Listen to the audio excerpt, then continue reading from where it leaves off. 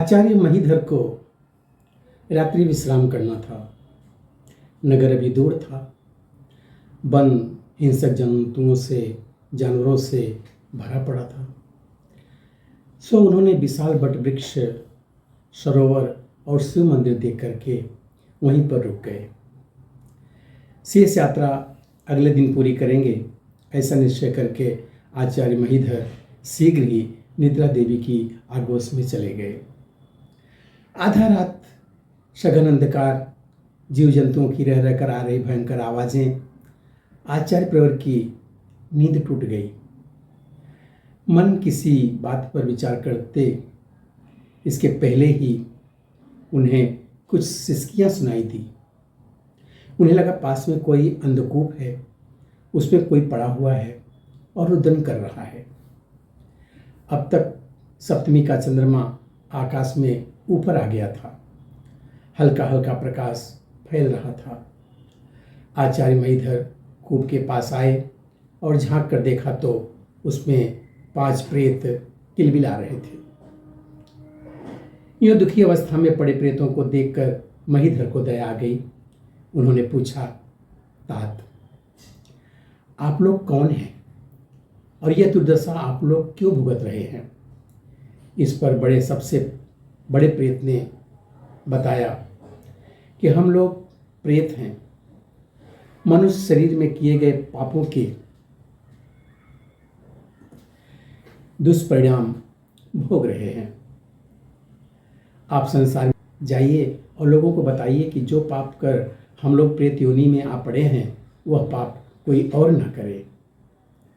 आचार्य ने पूछा, आप लोग ये भी तो बताइए कि कौन से पाप आप सबने किए हैं, तभी तो मैं उनसे बचने के लिए लोगों को बता सकूंगा। मेरा नाम परुषित है। आर्य, पहले प्रेत ने बताना शुरू किया। मैं पूर्व जन्म में ब्राह्मण था, विद्या भी खूब पढ़ी थी, किंतु अपनी योग्यता का लाभ समाज को देने की बात को तो छुपा लिया। हाँ, अपने पांडित्य से लोगों में अंधश्रद्धा, अंधविश्वास जितना फैला सकता था फैलाया और हर उचित अनुचित तरीके से केवल यजमानों से द्रव्य दोहन किया। उसी का प्रतिफल आज इस रूप में भुगत रहा हूँ। ब्राह्मण होकर भी जो ब्रह्म नहीं रखता, समाज को धोखा देता है, वह मेरी ही तरह प्रेत होता है। दूसरे ने कहा, मैं क्षत्रिय था पूर्व जन्म में। अब शुचिमुख नामक दूसरे प्रेत ने आत्मकथा कहनी शुरू की। उसने बोला, मैं क्षत्रिय था पूर्व जन्म में। मेरे शरीर में शक्ति की कमी नहीं थी। मुझे लोगों की रक्षा के लिए नियुक्त किया गया था। रक्षा करना तो दूर, प्रमोदवश मैं प्रजा का भक्षक ही बन बैठा। चाहे किसी को दंड देना, चाहे जिसको लूट लेना ही मेरा काम था। एक दिन मैंने एक अबला को देखा जो जंगल में अपने बेटे के साथ जा रही थी। मैंने उसे भी नहीं छोड़ा, उसका सारा धन छीन लिया, यहाँ तक उसका पानी तक भी लेकर पी लिया। दोनों प्यास से तड़प करके वहीं मर गए।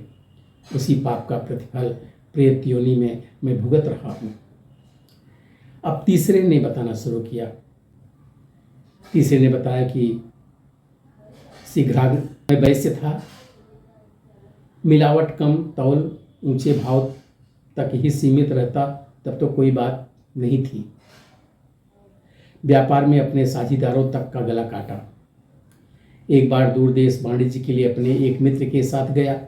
वहाँ से प्रचुर धन लेकर के लौट रहा था। रास्ते में लालच आ गया। मैंने अपने मित्र की हत्या कर दी और उसकी स्त्री बच्चों को भी धोखा दिया। वह झूठ बोला कि उसकी स्त्री ने इसी दुख में अपने प्राण त्याग दिए। उस समय तो किसी कोई पकड़ में नहीं आ सका, पर मृत्यु से आखिर कौन बचा सकता है? तात, मेरे पाप ज्यों ज्यों मरणकाल समीप आता गया, मुझे संताप की भट्ठी में झोंकते गए और आज जो मेरी स्थिति है वो आप देख ही रहे हैं। पाप का प्रतिफल ही है जो इस प्रेत योनि में पड़ा मलमूत्र पर जीवन निर्वाह करने को विवश हूँ। अंग अंग में से व्रण फूट रहे हैं, दुखों का कहीं अंत दिखाई नहीं दे रहा है। अब चौथे की बारी थी। उसने अपने घावों पर बैठी मक्खियों को हाँकते और सिसकते हुए कहा, तात, मैं पूर्व जन्म में रोधक नाम का शूद्र था। तरुणाई में मैंने विवाह किया। कामुकता मेरे मस्तिष्क पर इतनी बुरी तरह सवार हुई, पत्नी मेरे लिए भगवान हो गई। उसकी हर सुख सुविधा का ध्यान दिया, पर अपने माता पिता भाई बहनों का कुछ भी ध्यान नहीं दिया। ध्यान देना तो दूर, उन्हें श्रद्धा और सम्मान भी नहीं दिया। अपने बड़ों के कभी पैर नहीं छुए। मुझे ऐसा एक क्षण भी स्मरण नहीं है। आदर करना तो दूर, जब तक उन्हें धमकाया और मारा पीटा भी। माता पिता बड़े दुख और असह्य पूर्ण स्थिति में मरे। एक स्त्री से तृप्ति नहीं हुई तो विवाह और कर लिए। पहली स्त्रियों को सताया, घर से बाहर निकाला। उन्हीं सब कर्मों का प्रतिफल कर्मों को मैं भुगत रहा हूँ। मेरे तात, अब इस छुटकारे का कोई मार्ग नहीं दिख रहा। 4 प्रेत अपनी बात कह चुके, किंतु 5वां प्रेत तो आचार्य महीधर की ओर मुख भी नहीं कर रहा था। पूछने पर अन्य प्रेतों ने बताया, यह तो हम लोगों के भी मुंह नहीं दिखाते। बोलते बातचीत तो करते हैं, पर अपना मुंह आज तक नहीं दिखाया। आप भी तो कुछ बताइए, आचार्य प्रवर ने प्रश्न किया। इस पर घिघियाते स्वर में मुंह पीछे ही फेरे हुए 5वें प्रेत ने बताया, मेरा नाम कलाकार है। मैं पूर्व जन्म में एक अच्छा लेखक था, पर मेरी कलम से कभी नीति, धर्म और सदाचार नहीं लिखा गया। कामुकता, अश्लीलता और फूहड़पन बढ़ाने वाला साहित्य ही लिखा मैंने। ऐसे ही संगीत, नृत्य और अभिनय का सृजन किया जो फूहड़ से फूहड़ और कुत्साएं जगाने वाला रहा हो। मैं मूर्तियों और चित्र एक से एक भावपूर्ण बना सकता था, किंतु उनमें भी कुरुचि वर्धक वासनाएं और अश्लीलताएं गढ़ी। सारे समाज को भ्रष्ट करने का अपराध लगाकर मुझे यमराज ने प्रेत बना दिया, किंतु मैं यहाँ भी इतना लज्जित हूँ कि अपना मुंह इन प्रेत भाइयों को नहीं दिखा सकता। आचार्य महीधर ने अनुमान लगाया, अपने अपने कर्तव्यों से घिरे हुए यह ब्राह्मण, क्षत्रिय, वैश्य, शूद्र और कलाकार कुल 5 ही थे। इन प्रेत योनियों का कष्ट भुगतना पड़ रहा है, और आज जबकि सृष्टि का हर ब्राह्मण, हर क्षत्रिय, वैश्य और प्रत्येक शूद्र कर्तव्यच्युत हो रहा है। हर कलाकार अपनी कलम और तुलिका से हित अनहित की परवाह किए बिना वासना की गंदी कीचड़ उछाल रहा है।